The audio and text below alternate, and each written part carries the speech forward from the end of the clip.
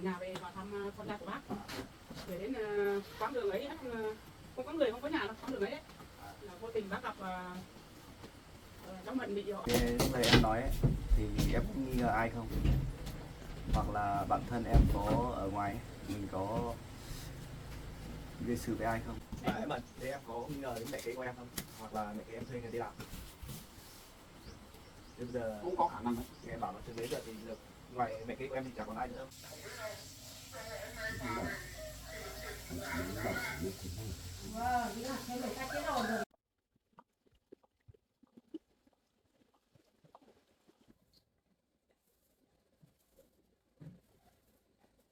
Em ơi, mấy cái măng ớt này lúc nữa em lấy đi bán lâu này chắc là ngon đi bán.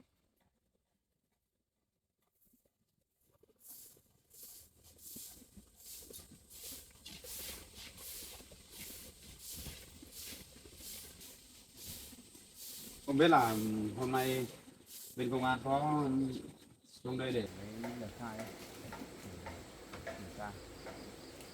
Hôm qua anh đi báo cáo anh với bên công an anh cũng đã bảo rồi. Anh toàn bảo là cho người xuống. Không biết là ai xuống đây.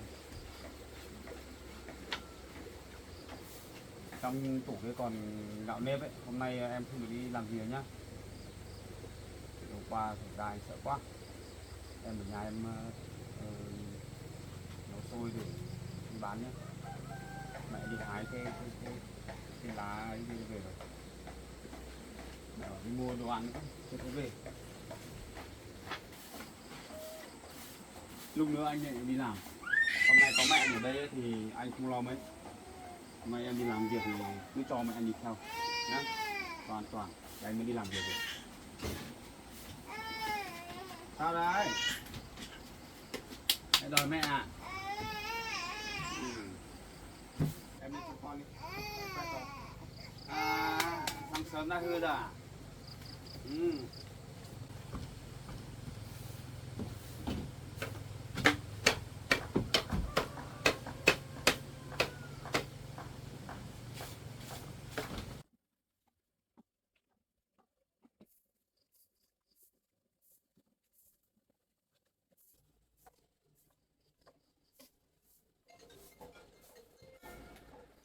Cháu Bảo ơi, điện thoại anh vậy cháu ạ. Ai gọi gì? Anh Hằng gọi rồi.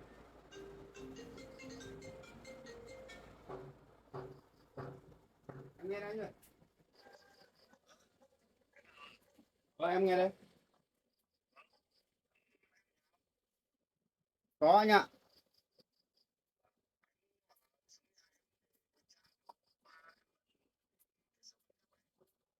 Vâng. Anh xuống luôn chưa? Vâng, anh xuống xong là lúc đấy em đi làm.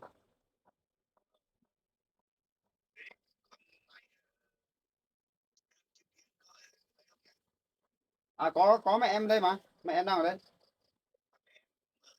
Vâng, mẹ em hôm qua ở lại đây với em rồi, không về đâu. Vâng vâng vâng. Vâng, vâng, thế thì tốt quá rồi. Em đang mong là để điều tra xong sớm để bắt hai cái thằng người xấu đấy. Vâng. Vâng.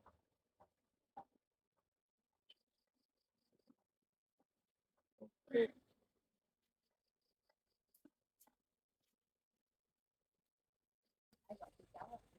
À, bên công an gọi bạn. Bên công an gọi bạn lúc nữa là xuống đây để lấy thêm thông tin để về cái vụ hôm qua Mận bị làm hại đấy. Đó, bảo Mận ạ.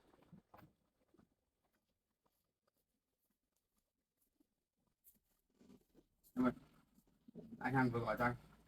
Và lúc nữa anh Hằng xuống để lấy thêm thông tin về cái vụ hôm qua. Anh thế thì anh chưa đi làm luôn rồi. Lúc nữa anh Hằng đến đấy. Xong việc em đi. Ở nhà mình mất nước rồi. Em ở nhà anh chạy đi xem nước thế nào nhé. Nhà không có nước để dùng.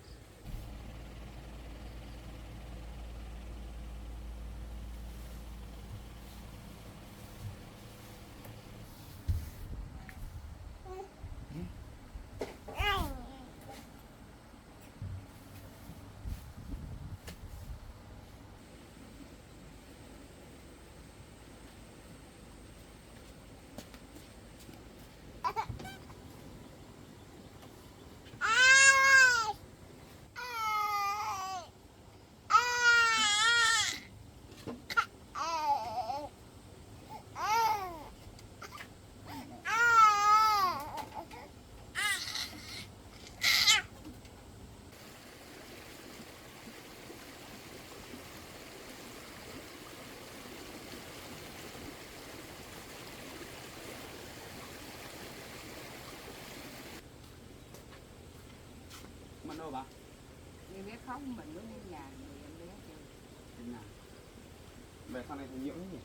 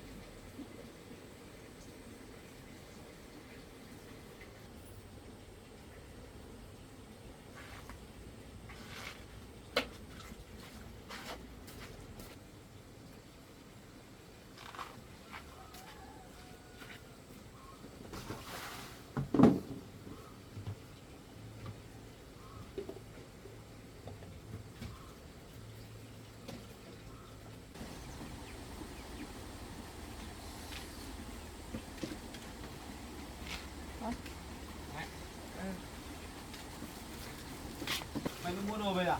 Mẹ đi mua ít đồ về cho cháu mày ăn. À, Con làm gì đấy? con đang rửa nồi nấu ít đồ ăn cho Mận với bà với mẹ. Con làm đi. Mẹ mua được gì đâu? Mua được À mình à? Tôm gì? Thế để con đun nước luôn. rồi, cháu mày quá làm lên để cho cháu ăn con. Con đang cũng là đun nước nấu mì ấy. Mận đang ở nhà trên với em bé.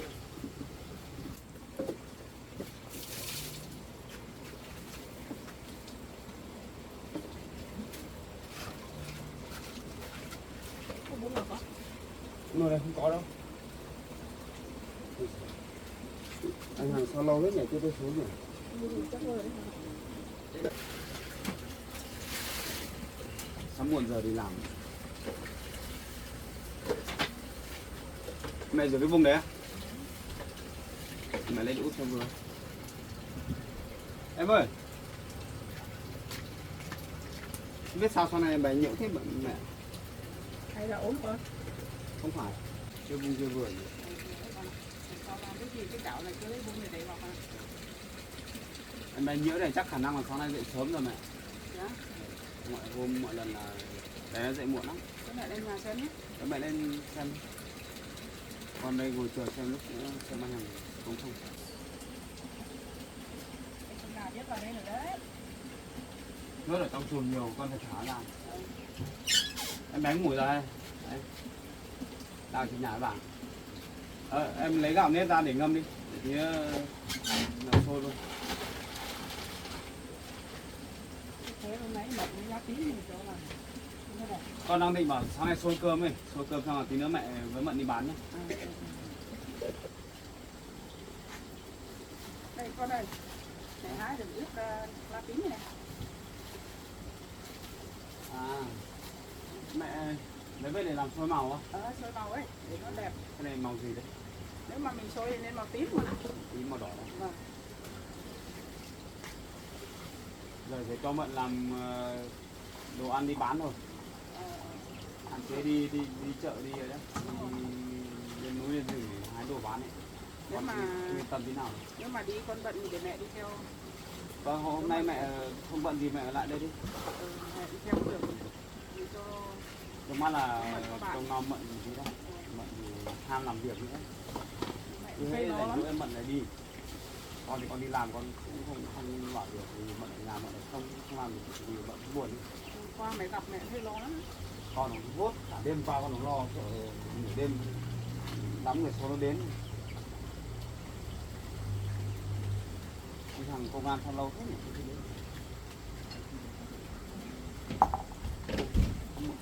Trời anh hả? Lâu quá. Em chuẩn bị bao gạo. Anh đâu?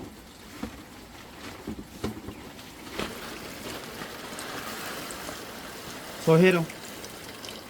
Sôi hết nhé. Được chưa? Để ít nhé. Cái gốc này thì mẹ đun cơm đỏ trước ăn hết. Cái nồi nước này á? Được cũng được. Mẹ cứ lấy đi, cái đun nước. Tí nữa nấu nước, em đun nước ăn mì tôm xong rồi.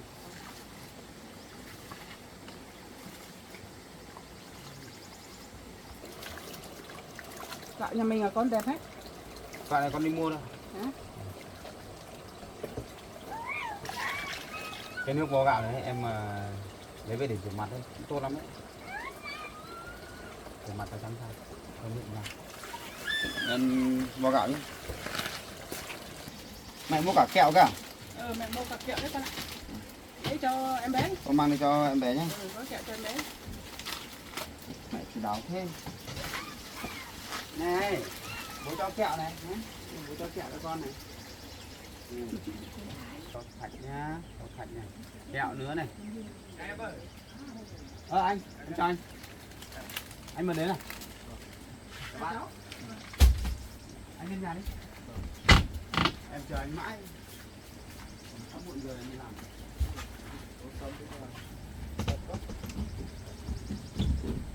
Mày lên nhà. Cái bà nhé. Vâng nha. Em ơi. Em vô gạo xong lên đây. Mẹ. Mẹ em lên đây đi. Chút việc. Anh ngồi đi. Vâng. Quay cái quạt.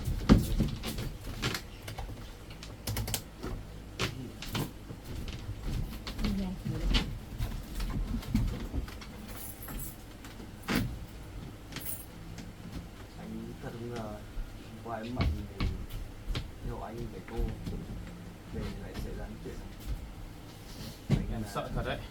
Anh biết thế thì anh đưa em mận về sao? Em ngồi đây.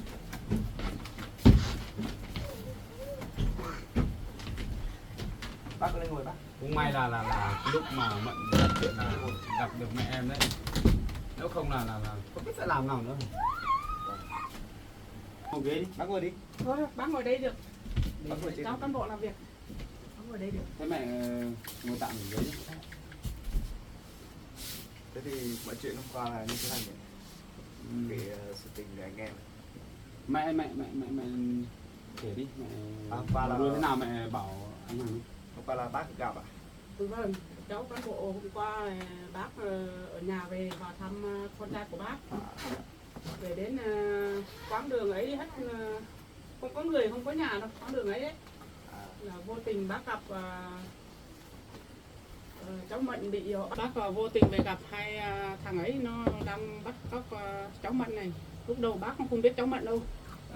Vâng, bác nhìn thấy thằng bác mới đuổi theo sau, Vâng. đuổi mãi hai thằng này mới bỏ cháu Mận xuống. Xong là bác cũng không kịp bắt được hai chúng nó nữa là bác quay lại mới lật cháu Mận lên, là bác mới biết cháu Mận. Thế là bác mới biết là em Mận này. Vâng, bác không biết cháu Mận đi làm gì mà bị họ bắt. Hôm qua là cháu có nhờ em Mận ấy, hồi nhà cháu về Ngô. Đi hội cháu á. Vâng. Mà cháu cũng bảo là em Mận ở lại với gia đình ăn cơm ấy, mà em Mận là không ở thì em mới bảo về cháu ấy, và biết em Mận mà xảy ra chuyện này ấy. Vâng. Thì cháu đã đưa em nó về rồi. Vâng. Cháu thật không ngờ luôn đấy. Mà em có thể kể lại trình tự hay ngày đấy được không? Em đến thời gian này em có xích mích với ai không? Mận thì chẳng có thù oán gì với ai đâu. Thế nhưng mà khi hai người đã bắt cóc em ấy thì em có nhận dạng ra người đấy không? Bị kín hết à? Thì trùm hết mặt kín lắm mình nhìn thấy đâu. Em thế thì em gặp hai thằng đấy trong trường hợp nào? Bắt đầu em thấy à? Muốn một bút để viết đấy. Em mượn đi để cho Mận nói rõ về cái đoạn đầu tiên này, không biết là hai thằng đấy nó gặp Mận kiểu gì. Em mượn vở của anh nhé. Em cứ viết ở đây. Không sao. Em khăn nước hả? Mình nhiều thế à?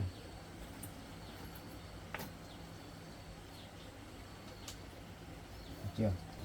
Uống một chút nước vào vui ngay nhỉ. để ý là còn than nước.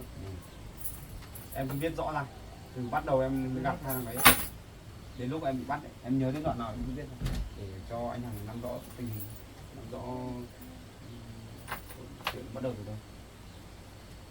Em lùi ra để anh đi để con ra ngoài em lùi. Nhớ lắm hơn. Có gì em cứ viết ra đi để cho anh đi. Rồi đi chơi đi xem con gà đâu, con gà con bò của em đâu, con gà ơi, con gà ơi em khóc đi. Được không mang để cho mẹ làm việc nhá. Cả một chuyện là như thế này. Đi mẹ đi. Đây đi mẹ đi. Mẹ cứ bố ra vừa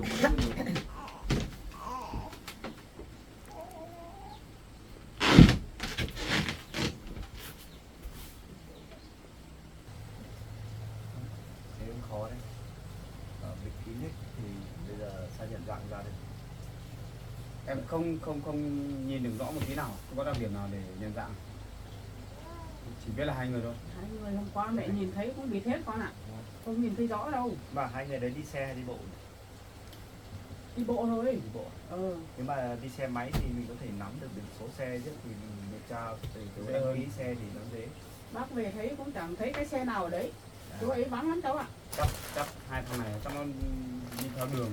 Chỗ đấy là đều mà con. Nhưng mà anh Hằng em khả nghi hai thằng này chắc không tự nhiên mà đi bắt Mận đâu, chắc khả năng phải có ai tác động vào hoặc là ai thuê Mẹ cũng nghĩ thế luôn. thì mới làm được như thế chứ sao một phát là nhìn thấy Mận là bắt luôn. Anh Kể cả cái bọn bắt buôn người cũng thế, nó làm gì nó nhắm đúng mục tiêu thế. lại ngoài đấy nó đầy người mà làm sao mà phát lại nhắm chúng em Mận thế này. Đây Mận viết bảo là thấy có hai thằng theo dõi đấy, hai thằng theo dõi đúng không, hai người theo dõi đúng không? Lúc em đi qua đấy là hai đối tượng đấy đã theo dõi em rồi. Em không phát hiện đâu này. Đấy thì là chỉ Mận bảo là viết trong này mọi người có hai thằng đi theo thôi, gặp là em chạy luôn à? Chạy mà hai thằng đấy đuổi theo em luôn. Chạy chắc chắn bị bắt rồi. Thế lúc này em nói ấy, thì em có nghi ngờ ai không? Hoặc là bản thân em có ở ngoài ấy, mình có gây sự với ai không? Không, Và nó mới có em thì không. bắt cóc được. riêng em thì không. Em thì không đâu. Em làm sao mà đi thù oán với ai được, có mà họ mang ơn em nhiều hơn thì đúng hơn. Em không bao giờ em hại ai hoặc là thù oán ai đâu, cả Mận thế không có. Thế thì cũng khó nhỉ. Thế bây giờ Nếu mà vấn đề của Mận ấy thì chỉ có mỗi là bà mẹ kế kia thôi. bà mẹ kế đấy. Đấy, từ trước đến giờ ấy, chỉ có mỗi bà đấy thôi, còn ngoài ra không tư thù với ai gì cả. Nhưng mà theo anh nghĩ thì chắc mẹ kế đấy cũng chưa dám, không đến nỗi phải thuê người để bắt cóc em Mận. Đúng rồi, bởi vì em mới đưa lên đồn công an hôm mới ở đây này, gặp anh đây viết bản cam kết rồi, chắc chắn bà không dám làm thế đâu. Nhưng mà cũng không chắc anh nhỉ. Bây giờ thì Bà mẹ kế của Mận cũng ác lắm. thế thì bây giờ cũng không biết được, thì chưa chắc chắn được. Hay là nói đi nói về em thấy nghi đấy, chắc khả năng là không có khi nào là bà đấy thật đấy, bà ấy liều lắm với lại ác thế này. Mà em Mận, thế em có nghi ngờ đến mẹ kế của em không? Hoặc là mẹ kế em thuê người đi làm? Chứ bây giờ Cũng có khả năng đấy. nghe em bảo nói từ nãy giờ thì bây giờ ngoài mẹ kế của em thì chẳng còn ai nữa không? Em còn đi làm em có thù oán ai không? Có ai hoặc là ai làm gì em nhá, hoặc là em vô tình hoặc em làm cho người ta giận thế nọ kia thì em phải báo, nói luôn Đúng đấy. để anh Hằng còn lấy thông tin rồi còn điều tra. Bác cũng nghi ngờ mẹ kế của cháu Mận lắm đấy. Hôm nọ bác lên với con trai á, gặp bà ấy ác lắm. Con lấy gạo về cho cháu Mận lấn cả cát vào cháu ạ. Đây, mắt bác nhìn thấy đấy. Thế hôm đấy thì cháu cũng thế em bảo lên trên trình báo với cháu rồi. Đấy. Rồi bác nói cho xong còn hai người bà còn giơ tay định đánh thằng bác đuổi cả bác về nhà mà. Đấy bác gặp đầu tiên nhất. Vâng. Và thầy ác lắm đấy. Đúng rồi, và mẹ kế của em Mận này trước cháu bắt vào tù mấy lần rồi. Vậy nhìn là biết rồi. tính nó ác lắm. Bà nói bà đi tù tao không sợ, thế nói với bác thế. Vâng. Thế bà được đi tù rồi nhỉ? Vâng, cháu đã đi tù rồi. Anh em ơi, bây giờ là cũng hỏi Mận hết rồi, em cũng nói với anh rồi, em nếu Mận thì không tiêu thụ với ai đâu, thế thì mình loại trừ khả năng đấy. Bây giờ thì bố em thì cũng nói chung là không tốt với em, với Mận, nhưng mà ông chắc không làm như thế, không dám thuê người về làm. Em thì mấy cái đứa mà trước đây ấy, thích em ấy, mấy đứa đấy thì thấy nghe thông tin phong phanh đâu đây là bà đi làm lâu rồi, cũng không có Đi làm giờ thì nếu mà để nói về thù oán thì chỉ có mỗi một mình bà mẹ kế rồi, mỗi bà đấy rồi. thế là được rồi. Thì anh sẽ về và anh sẽ điều tra dần về chỗ mẹ kế của em Mận. Và anh sẽ theo dõi sát sao hơn để xem bà dạo này làm cái gì thì mới biết được. Nếu mình đã nghi ngờ bà mẹ kế của Mận ấy thì hay là mình cứ cho một phương án để đi theo dõi bà đấy xem thế nào nhỉ? Chỉ có cách đấy thôi. Nhưng mà bây giờ thì nếu mà vợ anh đi sát sao ở gần đấy thì nếu mà bị lộ ra thì bà ấy sẽ tránh ra, thì bà ấy sẽ không làm thì sẽ không phát hiện ra nữa. Em thì thứ hai là bảo bố của em Mận ấy, Đúng rồi. ở cùng nhà ấy, thì Đúng rồi. theo dõi sẽ dễ hơn em ạ. Bây giờ sẽ được rồi, tí nữa em chưa đi làm luôn đâu, em sẽ chạy lên bảo bố của Mận đấy, vì bố Mận là ở gần bà mẹ kế này nhất và có cơ hội theo dõi, Cơ hội nó cao. vừa tốt lại vừa không bị phát hiện. Đúng rồi. Đúng rồi. Thế tí nữa em lên bảo ông theo dõi. Thế phải theo dõi ở đấy, nếu không thì mẹ kế của Mận nó mới đỡ nghi ngờ hơn. Được. Đúng rồi. Rồi em ạ. Thế thì bây giờ hai đối tượng đấy thì cũng bị phạt điều tra thì không ra được. Giờ anh về anh sẽ bố trí cho người đi tuần tra xem có đối tượng nào để nghi ngờ không. Mà nghi ngờ và quấy rối ở đâu ấy, thì anh sẽ bắt lên và anh sẽ lấy lời khai. Bên công an bọn anh ấy cứ đi tuần tra đi tuần ấy mà gặp những cái thằng thanh niên mà nó lảng vạng mà nó hay phá phách đến nỗi khi là chỉ cần hỏi dân mà nói anh cứ tóm hết rồi triệu tập lên đồn anh để hỏi xem có thấy ông nào mà thấy nghi nghi. Đúng rồi. Thằng thanh niên này chắc chỉ người trong khu vực này thôi, hoặc là mấy cái xã lân cận. Anh nghi ngờ tại thế thì ở trong xã lân cận này. Cố gắng mở rộng điều tra xong là sớm để bắt được hai thằng đấy, em bức xúc lắm rồi. Anh sẽ cố gắng em ạ. Dám dùng thuốc mê đi úp bắt Mận, em ức chế lắm.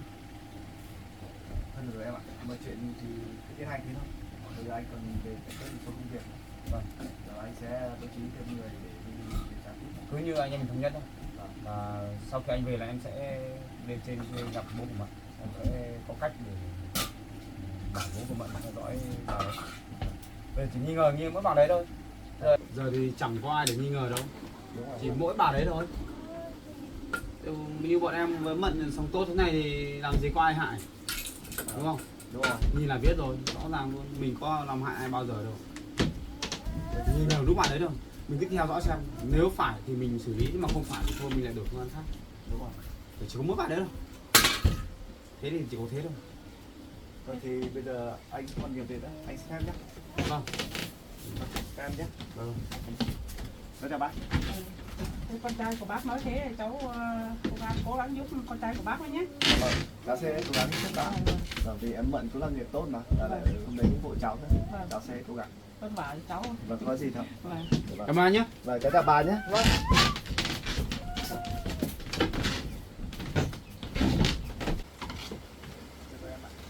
Anh sẽ cố gắng để điều tra rõ vụ này.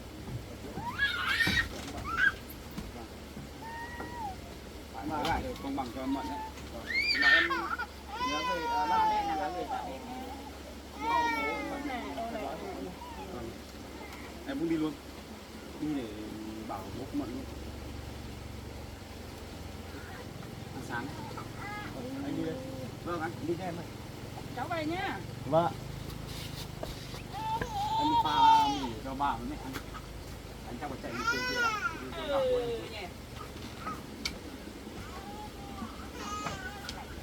Em pha mì cho bà với mẹ anh ăn nhé, tại em nữa nhá. Anh phải lên trên kia để gặp bố em á. nhé. Anh khoan lên đi về anh đi làm anh ăn sau.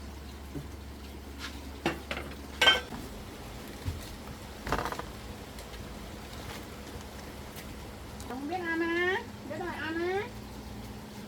Ôi. Nín nín nín, nín nín nín.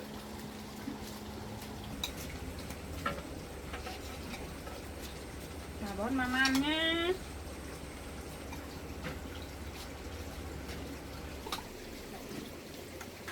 Ăn đi nhá. Để bà cho con ăn nhá. Thôi, con cứ với bà ăn trước đi. Để mẹ ăn sau, mẹ bón cho bé nhé. Con ăn đi.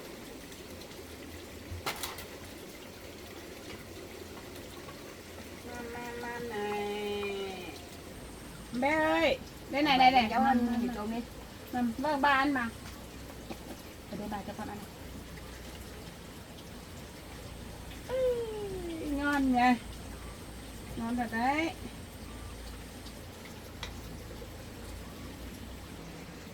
Cháu ơi, bây giờ em bé là lớn rồi, tập cho nó ăn cơm hột đi nhé. Cho con ăn cơm hột đi, nó quen.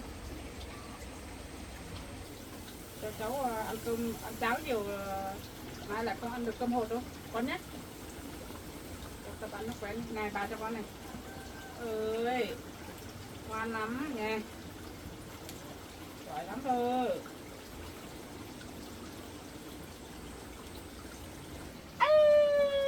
Con lợn nhún của bà giỏi lắm cơ. Nồi nhại ra. Bà xin lỗi nhá, bà cho miếng to quá đi nhá. Bà cho con ăn lại nhá. Đây này, em ơi. Em đây này. Đấy, giỏi thế này cơ mà. Giỏi lắm nha. Nào về đây bà cho nào. Đây này, măm này. Đây. Đây.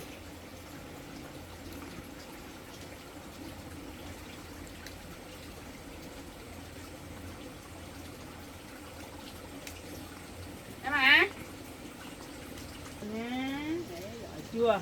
Cháu của bà giỏi lắm. Ăn giỏi lắm nha.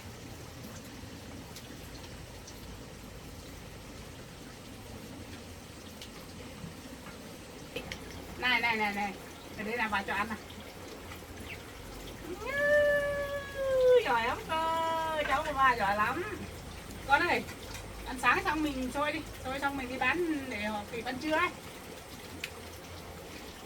Thôi, để mẹ món. Con đi ấy đi bắt xôi lên đi nhé.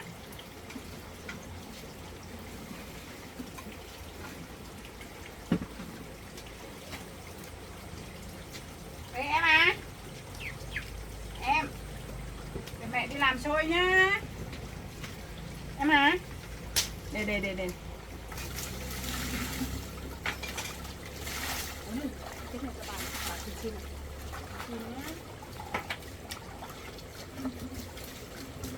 Đấy là cái chảo à con.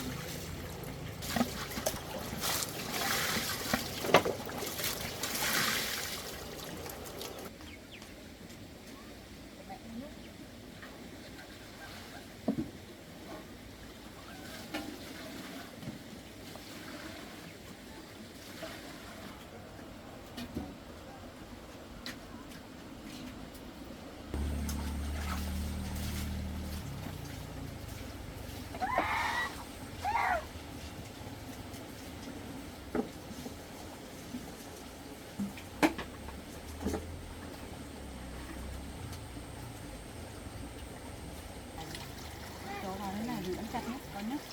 Chặt nó không lên được.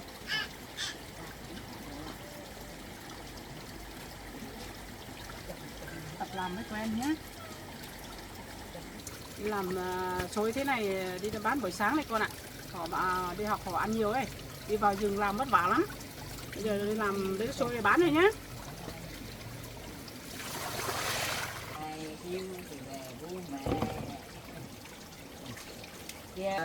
Kêu sẽ bà khỏe thì bà ăn cơm, bé yêu thì về bố mẹ.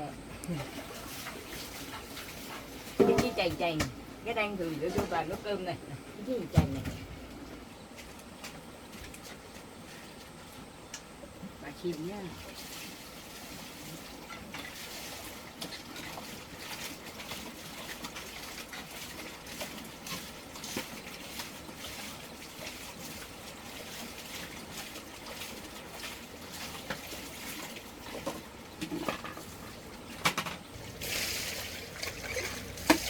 đi đâu mà bộ hơi mà vàng mà bắp Này vào hát đá này. mà còn Hay quá. đây chúng đây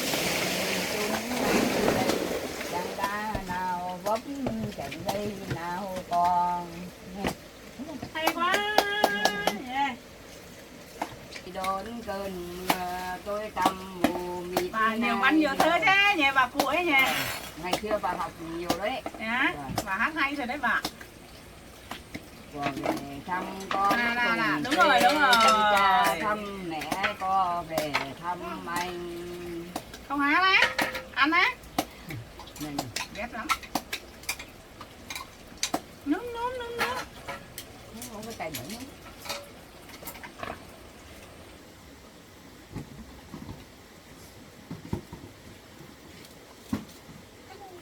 Mẹ quay hôm nay là vào bơi nha.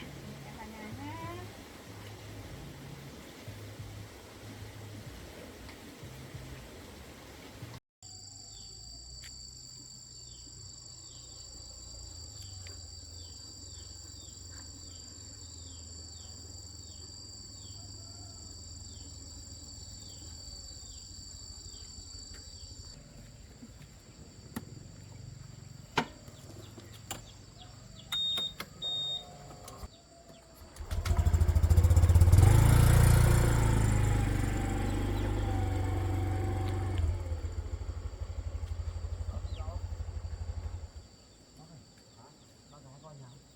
Bác gái có nhà không bác?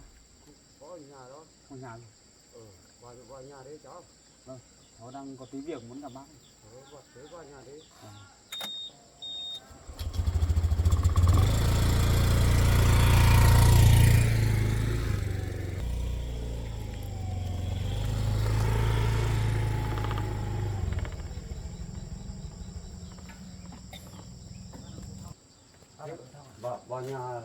Vào nhà đấy cháu. Vâng. Bác gái đi làm đâu chưa bác? Đi lâu. Lâu. Không ở nhà đâu. Nó về bà ghế nó cũng đợt hỏng hết. Mai bác còn về nhanh, bác còn làm được 2 miếng. Làm được 2 miếng ra. Cái bàn này là bác gái đập không? Sao lại đập nhỉ? Cũng biết đó. Nó đây cái gì thế này? Bác cũng chẳng biết. Bác gái ác thế rồi. Ạc là mù. Chén uống nước nó cũng đập hỏng hết. Mà bác còn nhanh còn kéo được 2 miếng. Bác ơi, cháu đến nói bác chuyện này này. Hôm qua là Mận bị 2 thằng thanh niên người xấu không biết ở đâu về. Bác bắt cóc Mận ấy. Thế con gái của bác bị bác có à? Đúng rồi bác. Bị làm sao? Mận cũng may là không sao bác ạ. À. Mận rất là may mắn là lúc gặp nạn là gặp mẹ cháu. Mẹ cháu là cứu về rồi. May lắm bác ạ. Thế con bị làm sao không? Không sao rồi, Mận Không giờ khỏe rồi. Hôm nay là cháu lên để báo bác này. Định nhờ bác theo dõi bác gái hộ cháu một tí. Sao lại theo dõi bà ác này? Không, hôm qua xảy ra sự việc như thế là cháu đi báo công an rồi. Đấy, là công an cũng sáng nay là cũng đến tận nhà của cháu ở ngoài này. Công an cũng hỏi hết thông tin rồi. Cháu thì cũng không suy nghĩ với ai đâu. Mận cũng thế, cũng không gây thù gây oán với ai đâu. Cho nên là bọn cháu là đang nghi ngờ là chỗ bà mẹ kế của Mận này, sợ bà ấy là thuê người đi hại Mận ấy. Cho nên là cháu lên nhờ bác xem hộ cháu theo dõi bà ấy xem. Bởi vì bác là người tiếp xúc bà mẹ kế này gần nhất. Cho nên là cháu nhờ bác hộ cháu theo dõi nhé. Hiện tại thì cũng chưa dám chắc là không biết có phải là bà mẹ kế này làm hay không. Nhưng mà bọn cháu đang nghi ngờ, cho nên là phải theo dõi nhé, bác giúp cho cháu ấy. Nếu không phải thì cũng không sao, nếu mà phải thì mình mới biết xử lý.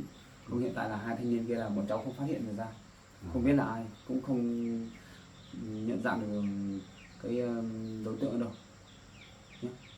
Thì nếu mà bác gái là về thì bác theo dõi luôn nhé. Bác làm khác khác như mọi hôm, làm lạ một tí, như kiểu Mọi hôm bác hay ở ngồi nhà ngồi một chỗ thì lúc bác gái kia về thì bác không ngồi một chỗ nữa, bác giả vờ nó đi đâu đi, giả vờ đi đâu đi, xong là để mình quay về mình theo dõi xem là bác ấy có làm gì không. Có gì mở án thì bác chạy xuống báo cháu luôn nhé, hoặc là bảo ấn mận đấy nhé.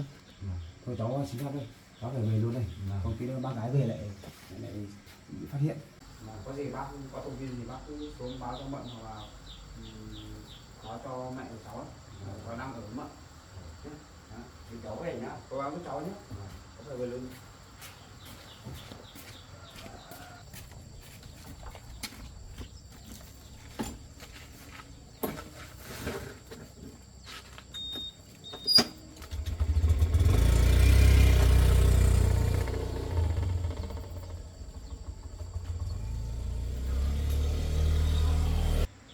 Chắc là cái bà này là cha đi thuê người thì hại con gái mình, biết làm sao bây giờ mới theo dõi. Chắc bà lão này chắc bà là con cháu bị sao.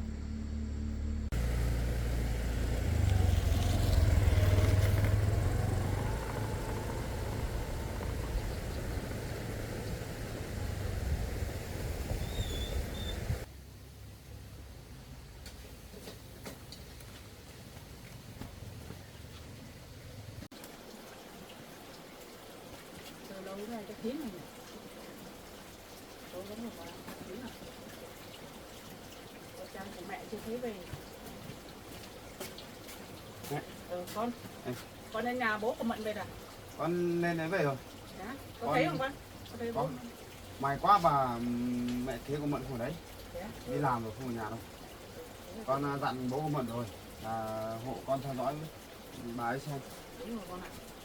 Có gì bố của Mận xuống đây bảo Mận. Bây giờ muộn rồi chắc con đi làm thôi. Con Mẹ ở nhà với Mận nhé. con đi làm. Tí nữa mẹ với Mận đi bán xôi nhé, con đi đây. Anh đi làm nhé. Con đi nhá, rồi đi làm đi.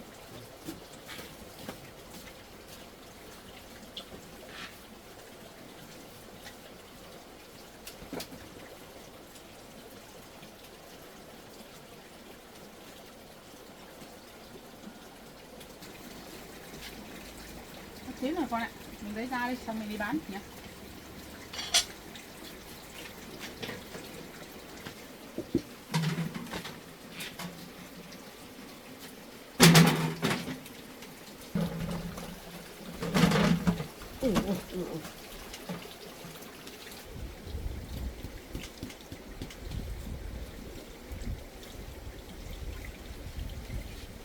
Cái màu có để riêng không? Lắm nhoi. Nó đẹp nhỉ.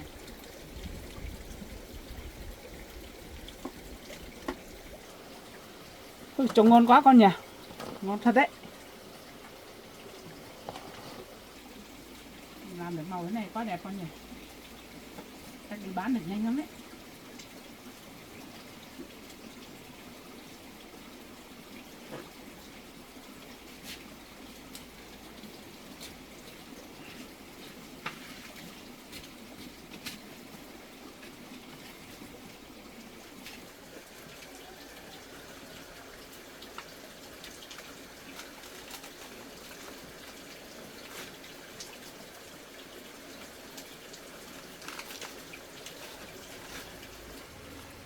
Mình cứ đi bán 2 bát thế này là 20.000 con ạ.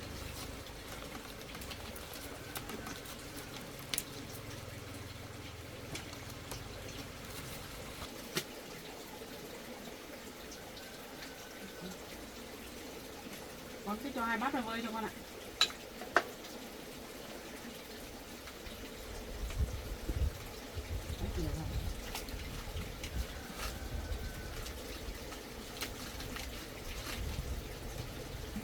Mẹ gói có đẹp không? Không đẹp đâu.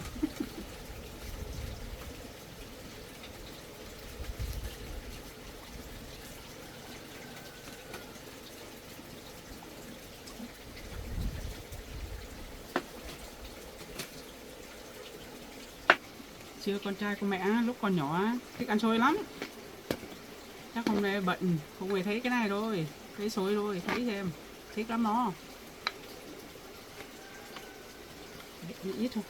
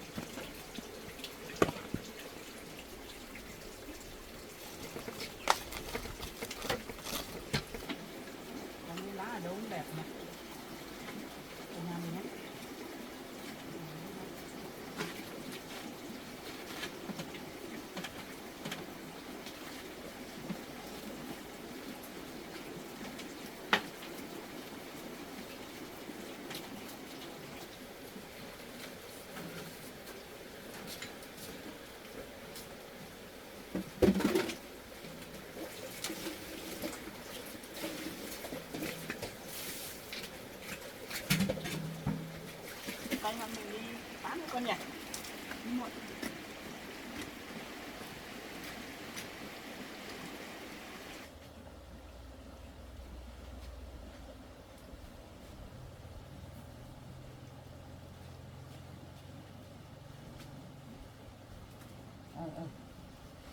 Cháu bán rơm thôi. Bà ở nhà bà xem cháu. Con này đi. Bà ơi. Dạ. Bà ở nhà trông em bé nhá. Vâng. Cháu Cháu với Mận đi bán xôi đó. Vâng. Đi con này.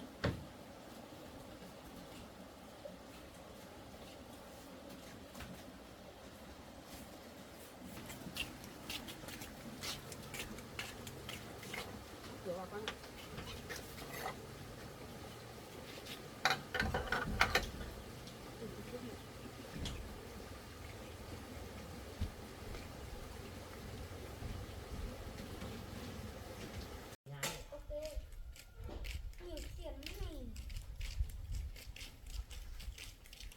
Nấu cái của gì ăn. Bán lên. Con này ghé này.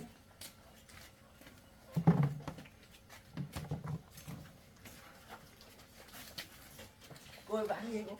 Cô bán xôi. Cho cháu ăn xôi. Em ăn xôi không? Ăn xôi nhé. Các cháu ở đâu đông thế? Trừ Đi thịt kem. kem. Ui sáng sớm này ăn kem không tốt đâu các cháu ạ. Xôi nhé. Đấy, mình...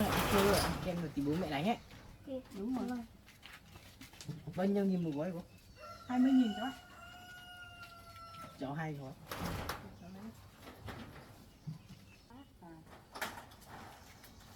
Ô, bán xôi à? Gì? Con cầm tiền này. Vâng, bán xôi. Tiền mua xôi đã.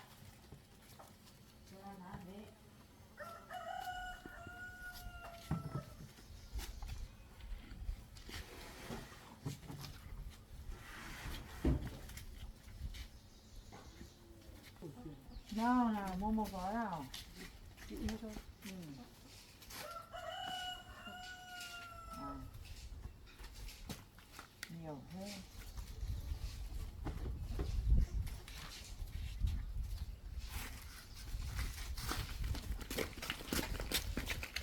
Cảm ơn các cháu nhá. Vâng.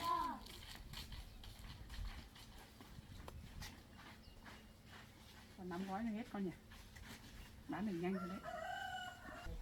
May quá vào cái đuôi trẻ con ở đây bán được bao nhiêu rồi con ạ. Bây giờ còn từng lấy gói tí nữa hết.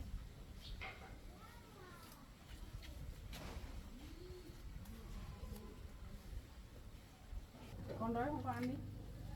Đấy, ăn đi nhé. Cháu ơi mua xôi.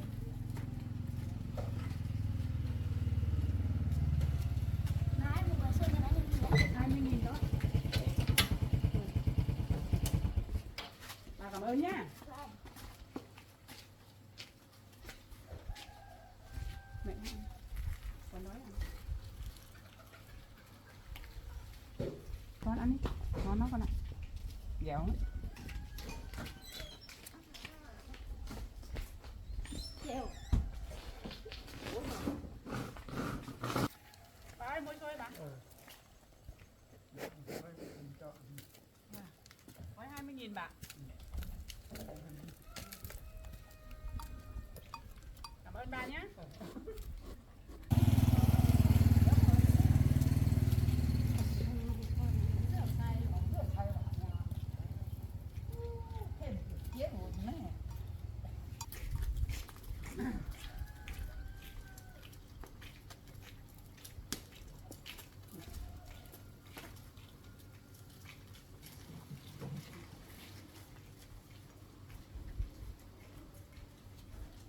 Mấy hai gói đây con ạ.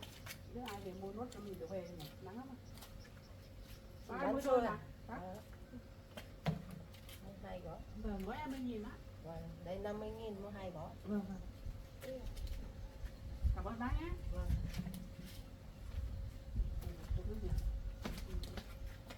Bác ơi. Của bác còn thừa 10.000 bác ạ. Vâng. Xin nhá. Vâng.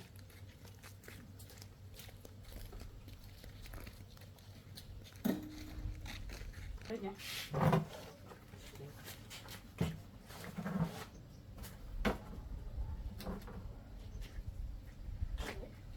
Mai mình cứ đi bán xôi, con cứ đi bán xôi này cho nó khỏi mệt nhé con nhé.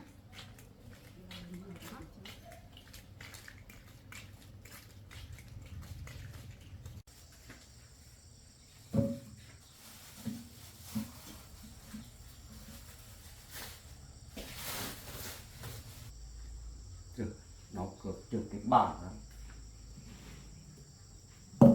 Đi vào này. Nó biết đi đâu.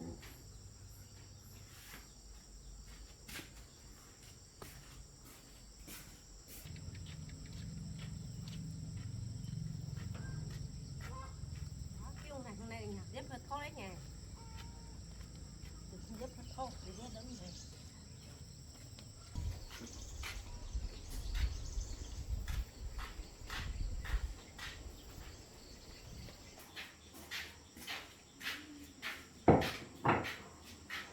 Bà đi đâu về muộn thế này? Tao đi làm thuê cái tiền chứ. Có biết làm thuê đâu. Không có tiền chẳng đi làm thuê à? Mấy hôm nay tao có tiền rồi, tao phải đi làm thuê mới có tiền rồi. Ông thấy mày đi làm thuê bao giờ đâu.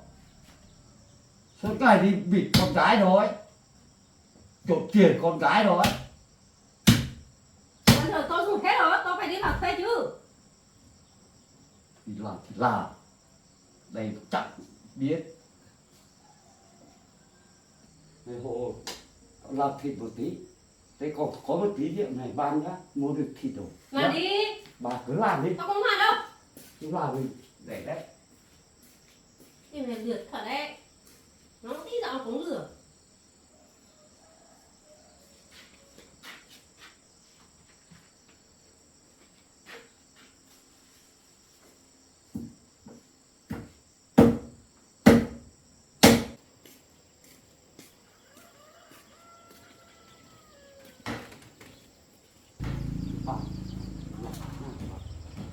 Mặc cái gì cũng như còn gì nữa. Giói không? Để mới theo dõi xem. Và làm cái gì rồi.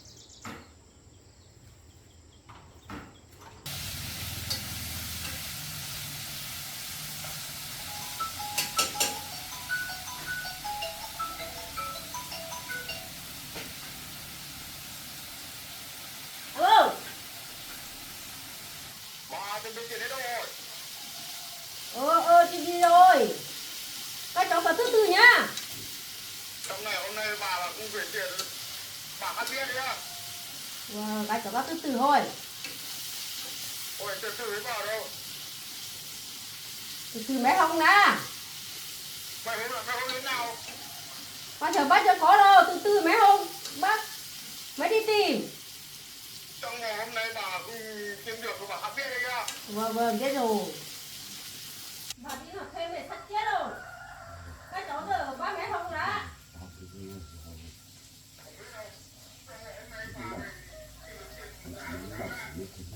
Vâng, đi làm thuê về sắp chết rồi, rồi mấy hôm á, các cháu nhá.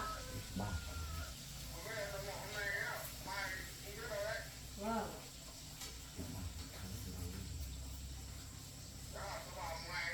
Vâng, biết rồi.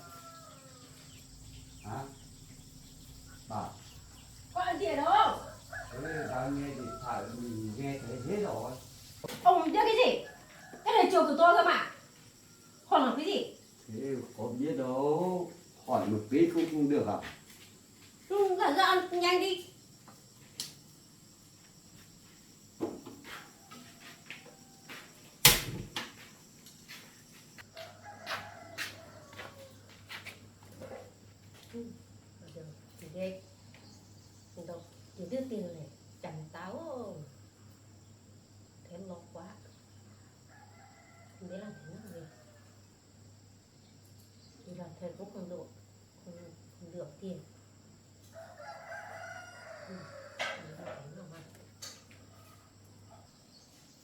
Cái họ nếu mà đồ căng quá phải mà thô hồi không có tiết trả cho họ đâu, bà mấy bỏ thô mấy đủ, bắt cũng tiết, không báo lạc không có tiền, tiết thật đấy, đấy là thế nào đây, thế lâu quá.